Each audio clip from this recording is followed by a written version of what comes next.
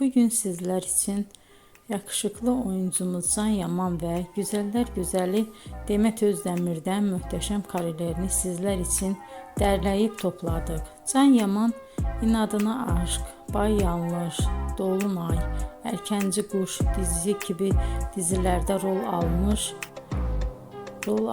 arkadaşlar ve herkes tarafından çok beğenilmişti. Biz de sizler için onların romantik karelerini derleyip topladık. Arkadaşlar, bu fotoların devamını gelmesini istiyorsanız emeğimize saygı olarak kanalımıza abone olup bol bol yorum yazmayı unutmayın. Arkadaşlar, bizi izleyen herkese teşekkür ederim.